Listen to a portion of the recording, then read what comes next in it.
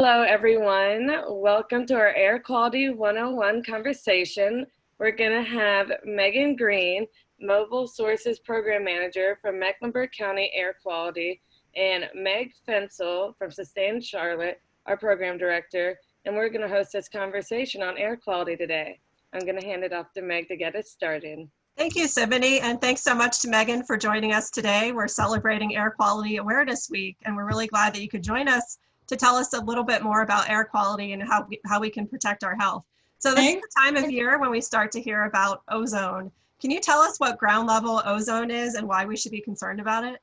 Yeah, so bottom line, you should be concerned about air quality and air pollution because it can impact your health. Now, ground level ozone is a specific air pollutant that when inhaled causes inflammation in your respiratory system. And that can lead to things like shortness of breath and coughing. And it can also exacerbate existing respiratory conditions like asthma. That sounds like something we don't want to be breathing a lot of into our lungs. So where does ground level ozone actually come from? Yeah, so ground level ozone is kind of unique among pollutants because it's not directly emitted from sources. So other pollutants might come directly out of like a tailpipe or a smokestack. Ground level ozone is different because it's actually formed in the air through a chemical reaction set off by the sun. And so actually, if you'll advance the slide, we can do, there's a little illustration there. But so you have precursors, and those precursor pollutants in the presence of sunlight combine to create ground level ozone. Great, well, thanks for that little chemistry lesson. I've heard of ozone season, and I'm guessing that sunlight has something to do with that. So why is ozone a bigger problem around this time of year? Yeah, so you're exactly right. Great foreshadowing. It's because the sun is a key ingredient for ground level ozone formation. And in the summer, we see the really much longer days in the summer, which are nice from kind of an enjoyment standpoint, but it also means that there's more time for that reaction to take place. And so we tend to see our concentrations of ground level ozone spike during the summer. Ozone season is technically March through October, but again, we see the longer days during June, July, and August, and so that's typically when we'll see our poor air quality days as well. And those are often some of the most beautiful days of the year when we want to be outside. So how can we help to protect ourselves and our loved ones from the impacts of ground level ozone, especially during ozone season? Yeah, so the good news is that we have a daily air quality forecast for this region. So we get an early warning on days when we should take health precautions. And so if you'll advance to the next slide, there's a few things on here that you can do to help limit exposure, your family's exposure to unhealthy air quality. It's really by controlling those three elements of time, duration, and intensity. So time is time of day. We talked about that you need sun to generate ground level ozone.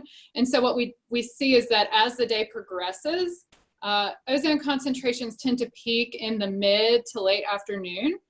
So shifting your outdoor activity to a different time of day, like ideally the morning, would be a good way to limit your exposure. You can also change the duration of outdoor activity.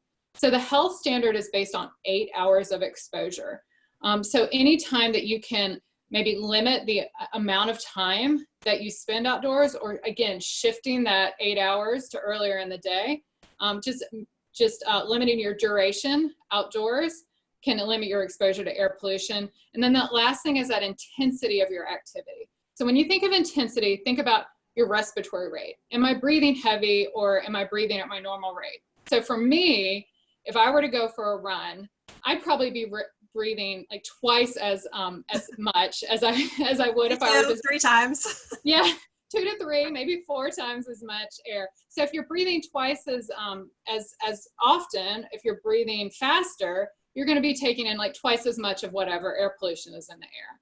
And so when you think about intensity of your outdoor activities, on poor air quality days, you just want to dial it back. And so for me, that would mean like taking a walk rather than going for a jog, something like that. Wow, it's really empowering to know that there are some pretty simple modifications that we can make to our outdoor activities to keep ourselves safe.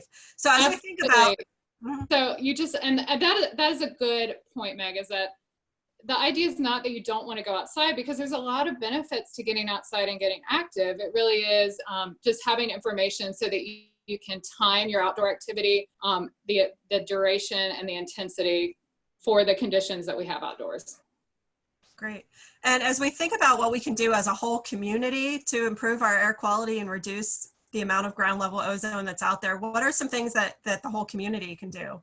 Yeah, well, so to reduce ground level ozone, we have to reduce those precursor pollutants that we talked about in that equation. And when we look at Mecklenburg County, we see that cars and trucks are the largest source of ozone forming air pollutants. So when we think about how do we reduce those precursors, knowing that cars and trucks are the biggest source, well, then we have to look at things like reducing vehicle trips or using options with zero tailpipe emissions. So like electric vehicles. So those are the things that will help kind of as an individual. At a community-wide level, we support efforts to expand transit and greenways so that there are more transportation options. Those both align with our breathing room initiative, which is our initiative to put breathing room between the health-based standard for ozone and our compliance value. So in other words, it's our plan to improve air quality in the future. It's really good to hear that there is a plan to make sure that our air quality stays healthy even as our population grows. Yeah. So what are the trends looking like? How are we actually doing? Are we getting better? Yeah. So that's one really great piece of, it's the good news with air quality is that we've been really successful in improving air quality. And in fact, the number of good air quality days that we see here in Mecklenburg County have doubled since 2004. And so it means that our past efforts have been successful. And so that's kind of gives me hope about the impact that we're going to be able to have in the future so that we can continue to see more good days and fewer days when we have to be concerned about poor air quality. Great, and that's a trend that we'd love to see continue. We want to see that green creep higher and higher as we have more good days and fewer of those moderate and unhealthy for sensitive group days. So thank you so much for the work that Mecklenburg County Air Quality is doing to improve air health. And we are also working hard at Sustain Charlotte to give people more transportation choices. So thank you again for what you're doing, and I hope that the rest of your Air Quality Awareness Week is a lot of fun and very inspiring. Yeah, thank you, Meg. Thanks for having us. Thank you. Have a good day. Feel free to share the video, everybody. Yes, share with your friends.